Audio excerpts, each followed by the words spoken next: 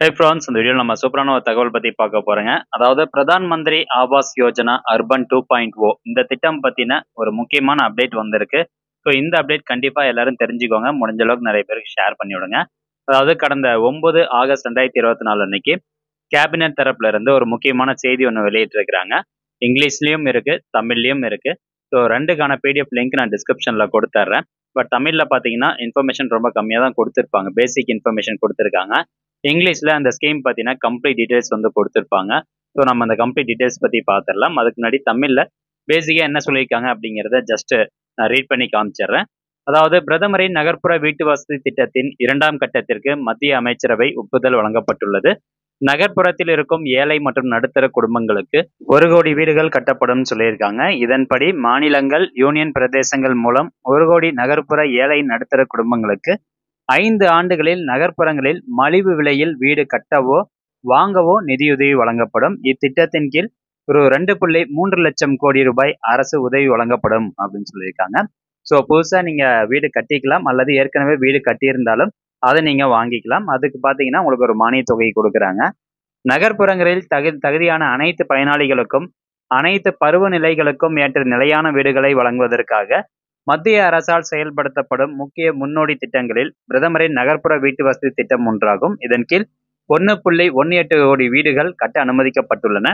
அதே நேரத்தில் 85.5 லட்சத்துக்கும் அதிகமான வீடுகள் ஏற்கனவே கட்டப்பட்டு பயனாளிகளுக்கு வழங்கப்பட்டுள்ளன. தகுதி வாய்ந்த குடும்பங்களின் எண்ணிக்கை அதிகரித்துள்ளதால் வீட்டு தேவைகளை பூர்த்தி செய்ய வீடுகள் கட்டுவதற்கு கூடுதலாக 3 கோடி கிராமப்புற நகர்ப்புற குடும்பங்களுக்கு உதவி வழங்க மத்திய அமைச்சரவை கடந்த 10 ஜூன் 2024 அன்று தீர்மானித்தது.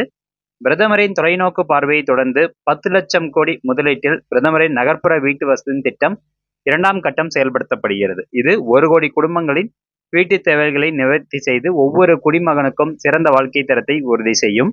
மேலும் நாட்டில் எங்கும் பாதுகாப்பான வீடு இல்லாத குறைந்த அல்லது நடுத்தர வருமான குழு பிரிவுகளைச் சேர்ந்த குடும்பங்கள் இத்திட்டத்தின் கீழ் வீடு வாங்க அல்லது கட்ட தகுதியுடையவர்கள்.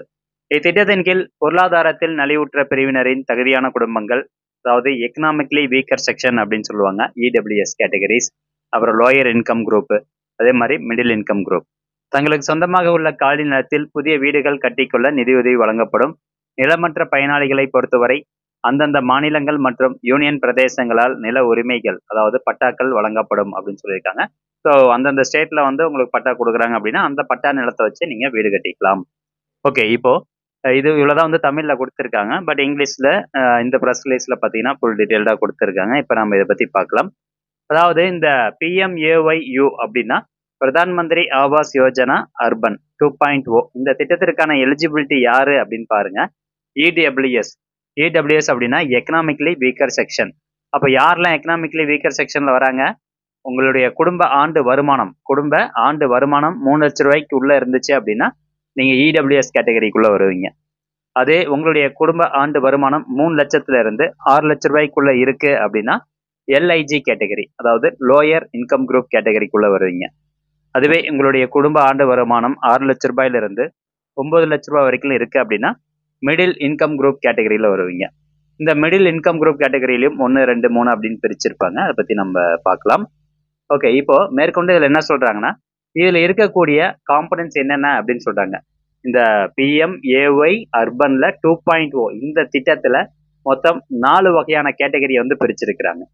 ஸோ முதலாவது கேட்டகரி பாருங்க, பெனிஃபிஷரி லெட் கன்ஸ்ட்ரக்ஷன் அப்படின்னு சொல்றாங்க, அதாவது BLC அப்படின்னு சொல்றாங்க.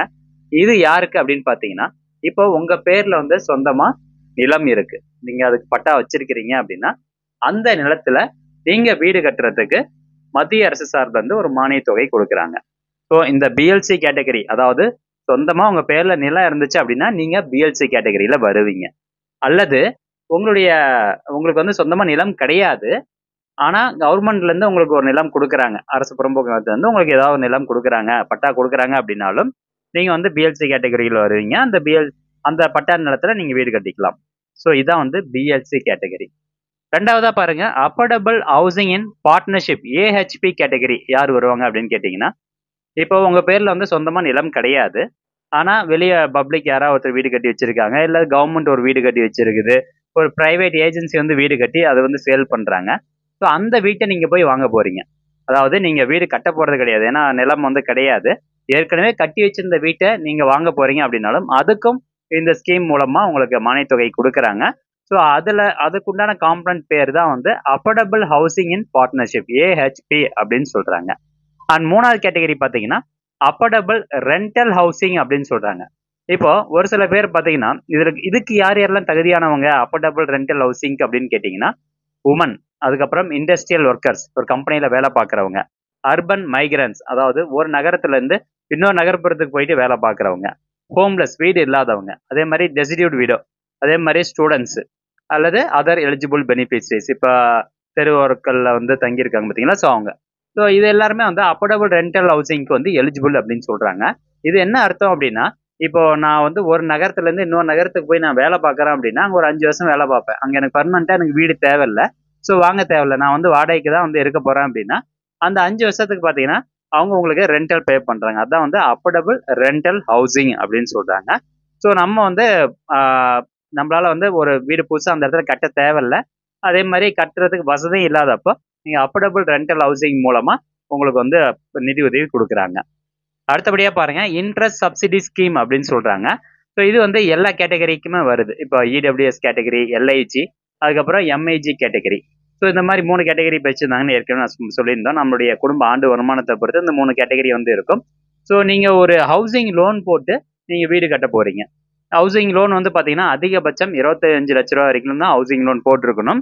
ஸோ நீங்க கட்ட போற அந்த வீட்டினுடைய மதிப்பு வந்து அதிகபட்சம் 35 லட்ச ரூபாய்க்குள்ள இருந்தது அப்படின்னா, முதல்ல நீங்க கட்டக்கூடிய அந்த 8 லட்ச ரூபாய் லோன் அமௌண்ட்டுக்கு எவ்வளோ இன்ட்ரெஸ்ட் அமௌண்ட், அதில் 4% உங்களுக்கு சப்சிடி அமௌண்ட்டாக கொடுத்துட்றாங்க. யார் கொடுக்குறாங்க அப்படின்னா, கவர்மெண்ட் வந்து கொடுக்குது. அதிகபட்சமாக 1.8 லட்ச ரூபா வரைக்கும் உங்களுக்கு சப்சிடி அமௌண்ட் கொடுக்குறாங்க. இது வந்து இன்ட்ரெஸ்ட் சப்சிடி ஸ்கீம். ஸோ இந்த PMAY 2.0லயே பார்த்தீங்கன்னா உங்களுக்கு 4 விதமான காம்பனன்ட் இருக்கு. ஸோ உங்களுக்கு எந்த காம்பனன்ட் வேணுமோ அந்த காம்பனன்ட் நீங்க சூஸ் பண்ணிக்கலாம். அடுத்தபடியாக ஃபண்டிங் மெக்கானிசத்தை பொறுத்த வரைக்கும் இதுல மொத்தம் 3 வகையான கேட்டகரி இருக்கு. இதுல ரிமைனிங் ஸ்டேட்ஸ் அப்படிங்கிற கேட்டகரியில் நம்ம வருவோம். ஸோ மொத்தமா வந்து பாத்தீங்கன்னா சென்ட்ரல் கவர்மெண்ட் 1.5 லட்ச ரூபா வரைக்கும் மானியத்தொகை கொடுக்குறாங்க. யாருக்கு அப்படின்னு பாருங்க, BLC அண்ட் AHP கேட்டகரி. BLCனா அதாவது நிலம் இருந்து புதுசா வீடு கட்டுறவங்க, அதே மாதிரி நிலம் இல்லாம ஒரு கட்டின வீட்டை விலைக்கு வாங்குறவங்க. ஸோ இதான் வந்து BLC AHP கேட்டகரி. அவங்களுக்கு அதிகபட்சமா மத்திய அரசு கிட்ட இருந்து 1.5 லட்ச ரூபா மானியம் கிடைக்கும். தென் மாநில அரசு கிட்ட இருந்து உங்களுக்கு 1 லட்ச ரூபா வரைக்கும் மணித்தொகை கிடைக்கும். மொத்தமா அதிகபட்சம் 2.5 லட்ச ரூபா வரைக்கும் மணித்தொகை வந்து கொடுக்குறாங்க. ஸோ இப்போ இந்த ஸ்கீமுக்கு அப்ளை பண்ணலாமா அப்படின்னு கேட்டீங்கன்னா, கரண்டா இப்போ வரைக்கும் அப்ளை பண்றதுக்கான அந்த விண்டோ போர்ட்டல் வந்து ஓப்பன் ஆகாம இருக்கு. ஜஸ்ட் வெப்சைட் வந்து ஓப்பன் ஆகுது. பட் கூடிய விரைவில் பார்த்தீங்கன்னா அந்த போர்ட்டல் ஓப்பன் பண்ணிடுவாங்க. அந்த போர்ட்டல் ஓப்பன் பண்ணதுக்கு அப்புறம் எப்படி அதில் போய் நம்ம அப்ளை பண்றது அப்படிங்கறத நான் அப்புறம் வந்து எக்ஸ்பிளைன் பண்ணிடுறேன். அதே மாதிரி இந்த இன்ட்ரெஸ்ட் சப்சிடி ஸ்கீம் அப்படின்னு சொல்லியிருந்தோம் பாத்தீங்களா, ஸோ இதுல பாருங்க இங்க கொடுத்துருக்காங்க.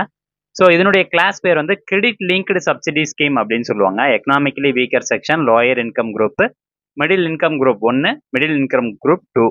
ஸோ இதில் ஹவுஸ் ஹோல்டு இன்கம் பார்த்தீங்கன்னா உங்களுடைய குடும்ப ஆண்டு வருமானம் 3 லட்ச ரூபாய் இருக்குது. இது வந்து EWS category. 3 to 6 லட்சம்னா LIG category.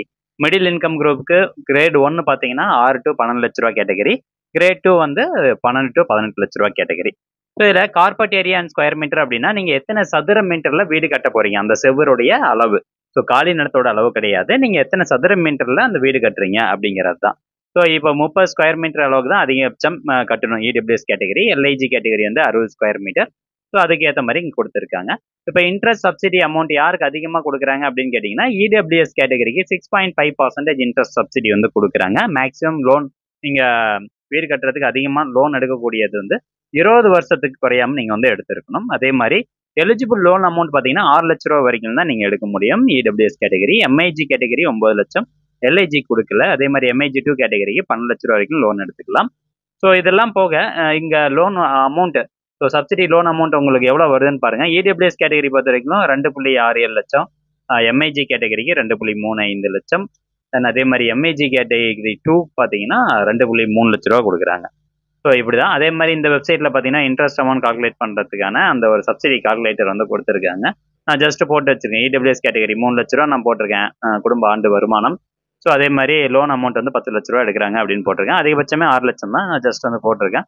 So 10 year months பார்த்தீங்கன்னா உங்களுக்கு 20 வருஷம், 240 மாதம். ஸோ போடும்போது எவ்வளோ வருதுன்னு பாருங்க, என்ன கேட்டகரியில் வராங்கன்னு பாருங்க. லோயர் இன்கம் குரூப் கேட்டகரியில் வருவாங்க. ஸோ 2,67,280 ரூபா சப்சிடி அமௌண்ட் கிடைக்கும். ஓகே ஃப்ரெண்ட்ஸ், இது நல்ல ஒரு ஸ்கீம். இந்த ஸ்கீம் ஒன்ஸ் ஆன்லைன் மூலமா அப்ளை பண்றதுக்கான ஆப்ஷன் வந்துச்சு அப்படின்னா உடனடியாக நம்ம சேனல்ல ஒரு வீடியோ கண்டிப்பா அப்லோட் பண்ணுவோம். மறக்காம நம்ம சேனலை சப்ஸ்கிரைப் பண்ணி வச்சுக்கோங்க. முடிஞ்ச அளவுக்கு இந்த இன்ஃபர்மேஷன் நிறைய பேருக்கு ஷேர் பண்ணி விடுங்க. மீண்டும் அடுத்த ஒரு நல்ல பதிவில் சந்திக்கலாம். நன்றி, வணக்கம்.